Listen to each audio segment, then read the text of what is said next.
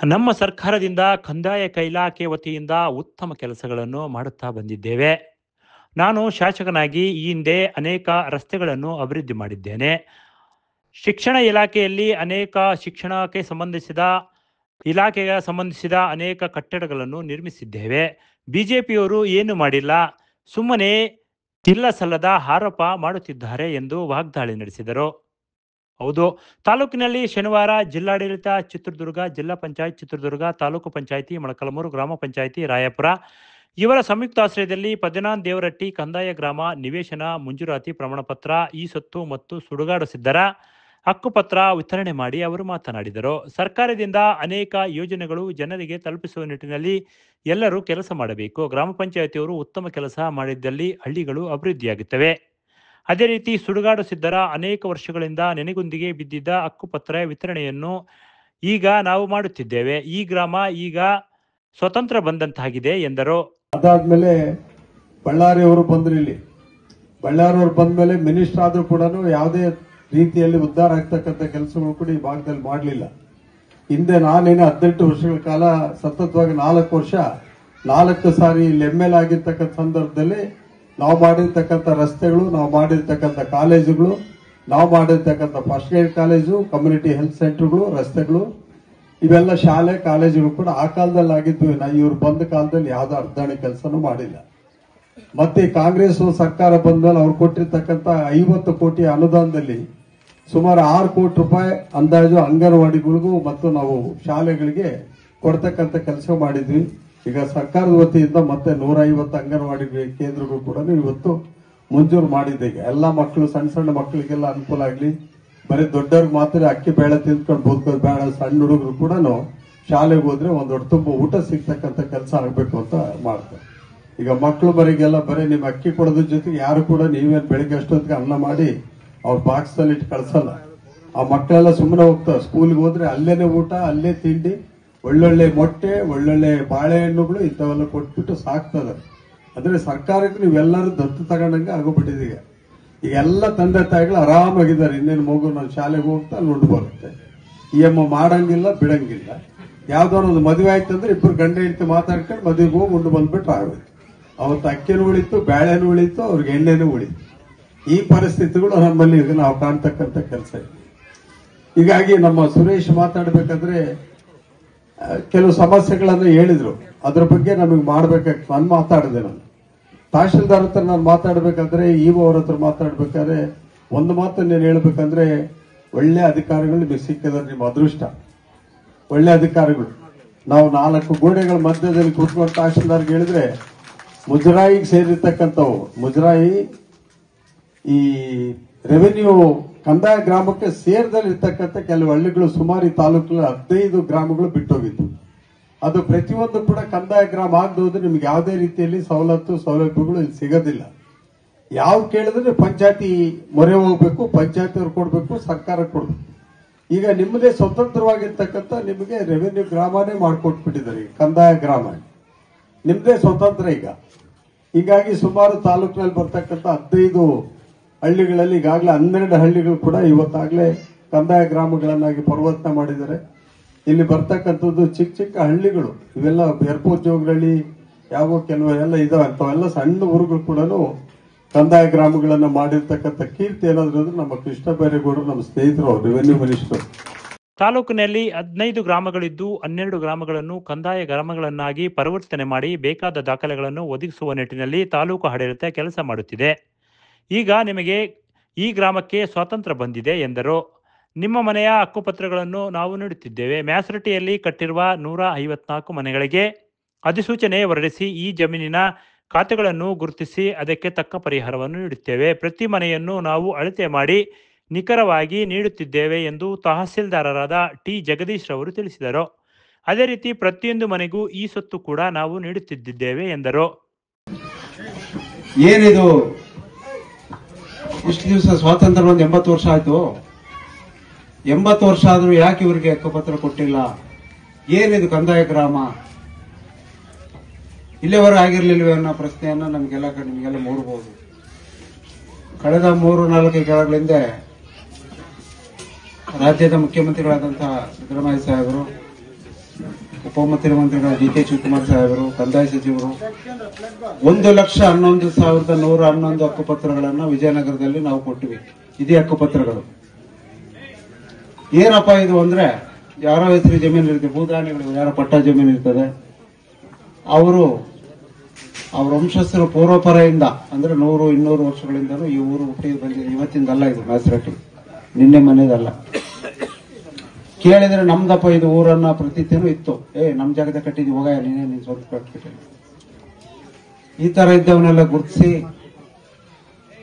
ನಮ್ಮ ತಾಲೂಕಿನಲ್ಲಿ ಸುಮಾರು 15 ಕಂದಾಯ ಗ್ರಾಮಗಳನ್ನ ಈ ತರ ಮಜರೆಯಿಂದ ತಪ್ಪಿಸಿ, ಉದಾಹರಣೆಗೆ ಇದು ರಾಯಪುರದಲ್ಲಿತ್ತು.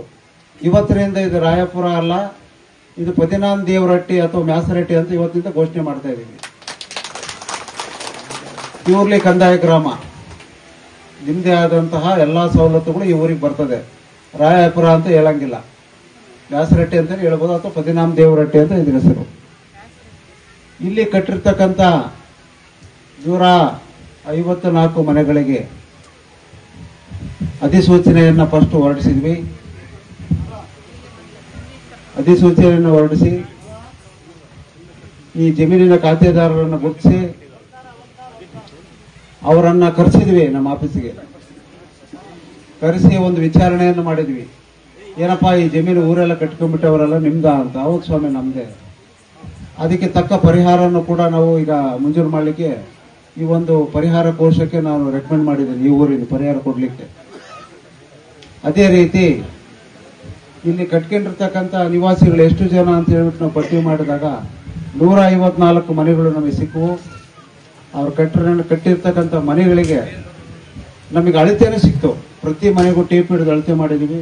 ಅಳತೆ ಮಾಡಿ ನಿಖರವಾಗಿ ಅಳತೆ ಮಾಡಿ ಅವರಿಗೆ ನಾವು ಜಾಗವನ್ನು ಗುರುತಿಸಿ ಸುತ್ತ ಚೆಕ್ಬಂದಿಯನ್ನು ಹಾಕಿ, ಮತ್ತೆ ಮುಂದೆ ಗೊಂದಲ ಆಗಬಾರ್ದು. 40-50 ವರ್ಷ ಆದ್ಮೇಲೆ ಯಾರು ಇರ್ತಾರೆ ಯಾರಿರಲ್ಲ, ಅವ್ರ ಮಕ್ಕಳ ಮೊಮ್ಮಕ್ಕಳ ಗಲಾಟೆ ಮಾಡಬಾರ್ದು ಅಂತ ಹೇಳಿ ನಿಖರವಾಗಿ ಎಲ್ಲರಿಗೂ ಚೆಕ್ಬಂದಿಯನ್ನು ಹಾಕಿಸಿ ಅವರು ವಾಸ ಮಾಡ್ತಕ್ಕಂಥ ಮನೆಗಳನ್ನ ಈಗ ಪರಿವರ್ತನೆ ಮಾಡಿ ಹಕ್ಕುಪತ್ರ ಕೊಡೋದ್ರ ಅಲ್ಲದೆ ಇನ್ನೊಂದು ವಿಚಾರ ಸರ್, ಇದಕ್ಕೆ ನಾವು ಈ ಸ್ವತ್ತು ಕೂಡ ಕೊಡ್ತಾ ಇದ್ವಿ. ಇದು ಬಹಳ. ಇದೇ ಸಂದರ್ಭದಲ್ಲಿ ತಾಲೂಕು ಆಡಳಿತಾಧಿಕಾರಿ ಹನುಮಂತಪ್ಪ ಮಾತನಾಡಿ, ಅದೆಷ್ಟೋ ವರ್ಷಗಳಿಂದ ನೆನೆಗುಂದಿಗೆ ಬಿದ್ದಿದ್ದ ಸುಡುಗಾಡು ಸಿದ್ದರ ಹಕ್ಕುಪತ್ರಕ್ಕೆ ಈಗ ಜೀವ ಬಂದಿದೆ. 81 ಜನಕ್ಕೆ ನಾವು ನಿವೇಶನಕ್ಕಾಗಿ ಹಕ್ಕುಪತ್ರ ನೀಡುತ್ತಿದ್ದೇವೆ. ಈಗ 19 ಜನಕ್ಕೆ ನೀಡುತ್ತಿದ್ದೇವೆ. ಮುಂದಿನ ದಿನಗಳಲ್ಲಿ ಎಲ್ಲರಿಗೂ ನೀಡುತ್ತೇವೆ ಎಂದು ತಿಳಿಸಿದರು. ಯಾರದೋ ಜಮೀನಿನಲ್ಲಿ ನೀವು ಮನೆಯನ್ನು ಕಟ್ಟಿದ್ದೀರಾ, ಈಗ ಪಂಚಾಯತಿ ವತಿಯಿಂದ ಖಾತೆಗಳನ್ನು ಮಾಡಿಸಿ ಈ ಸ್ವತ್ತು ಕೂಡ ನೀಡುತ್ತಿದ್ದೇವೆ. ಇಂತಹ ಅನೇಕ ಕಾರ್ಯಕ್ರಮಗಳು ನಮ್ಮ ಸರ್ಕಾರದಿಂದ ಮಾಡುತ್ತಿದ್ದೇವೆ ಎಂದರು.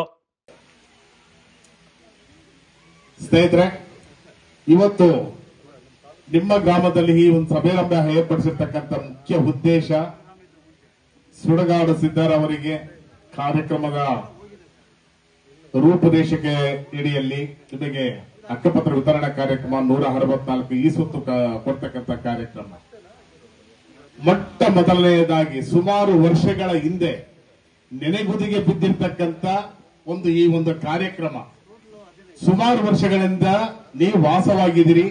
ಆ ವಾಸವಾಗಿರ್ತಕ್ಕಂಥದ್ದು ನಂದು ಅಂತಕ್ಕಂಥದ್ದು ಅಥಾಂಟಿಕೇಶನ್ ಆಗಿ ಅಧಿಕೃತವಾಗಿ ಯಾವುದೂ ಇರಲಿಲ್ಲ.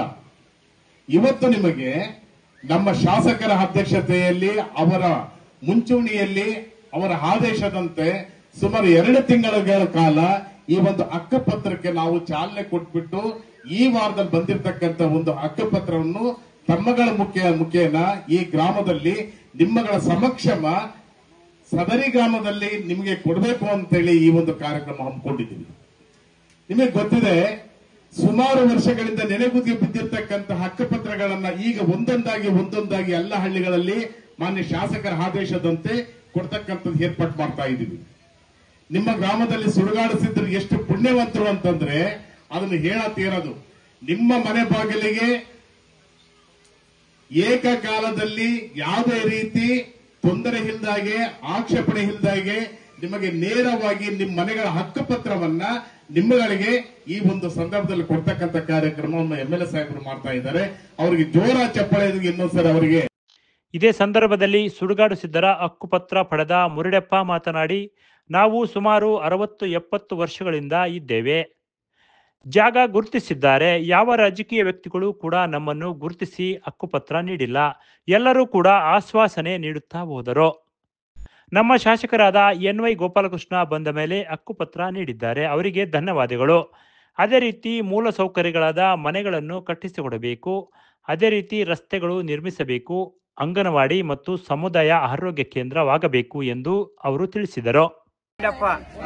60-70 ఉండాం ఫారంలో మాకు జాగా ఇచ్చిరి. యా రాజకీయ వ్యక్తులు వచ్చినా కానీ మాకేమీ చేయలేదు. ఏపా 80 గోపాలకృష్ణ వచ్చిన వాళ్ళ ఇంటి మాకు అనుకూలం చేసి ఇచ్చిప్పుడు అదేంటి అవి ఇచ్చింది. ఇప్పుడు హక్కు పత్రాలు ఇచ్చారు. మాకి ఇచ్చినా గాని మాకు ఇండ్లు కావాలా. మాకి రోడ్ వేస్తే మెయిన్ రోడ్ వేస్తే కావాలా. మాకి కావాల్సిండేది మాకు రోడ్డు. ఆనక మాకు పెండ్లి పేరంటాలు మంచి చెడ్డ చేసుకునేకి మాకి కావాల్సిండేది ఒక సముదాయ భవన, ఒక అంగనవాడి, ఇంకా ఉండే మిగతా హక్కుపత్రాలు ఇప్పుడు ఎన్ని వచ్చినా 19, ఇంకా 82 ఇంకా 72 హక్కుపత్రాలు మాకు రావాల.